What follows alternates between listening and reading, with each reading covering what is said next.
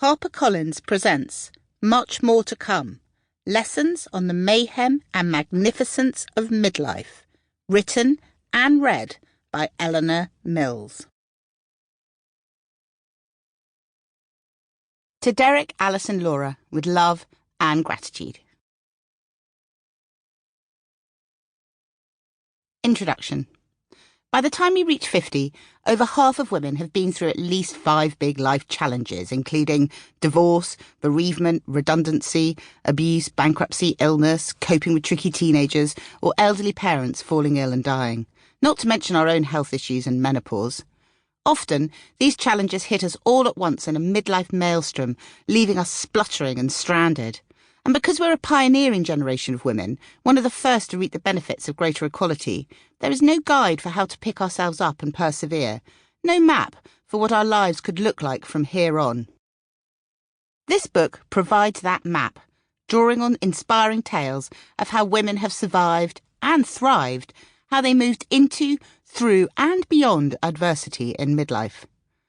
This is a positive book, a guide for how women can make the most of their third quarter. It's a rallying cry for a new kind of woman hitting midlife. For, after all, if many of us will live to nearly 100 years old, 50 is only halfway through. The old map may have run out, but there is still so much more life to come. And midlife women have the wisdom and strength to see these years through. They just need to know what the next phase might look like. I hit my own midlife maelstrom when I was made redundant from the job that had defined me for 25 years.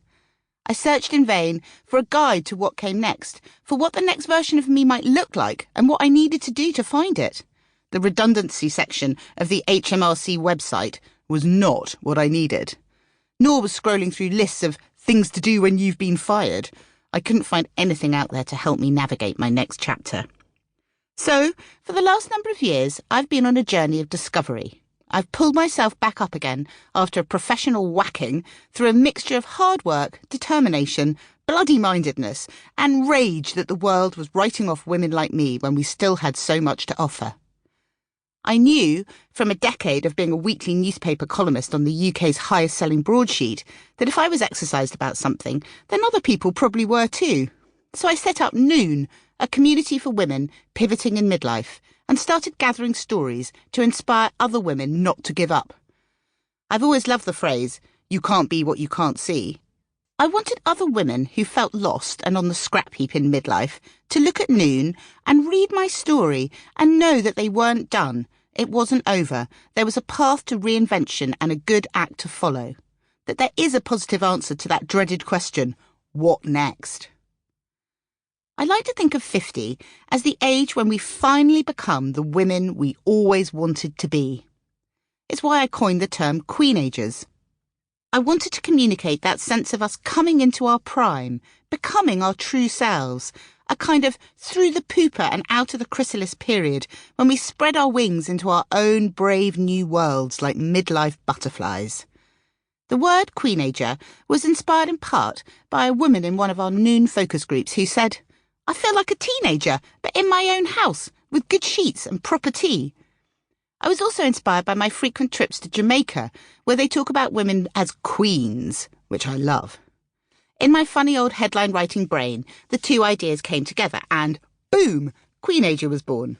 I'm proud to say it was listed in roundups of 2022 as one of the new words of the year and is catching on fast, having made appearances all over the UK press and now the Washington Post and Bloomberg too.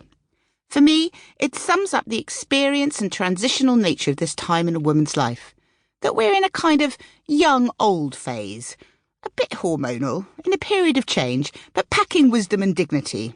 Midlife queens, if you like. Queenagers. I love stories. As a journalist, ink is in my blood.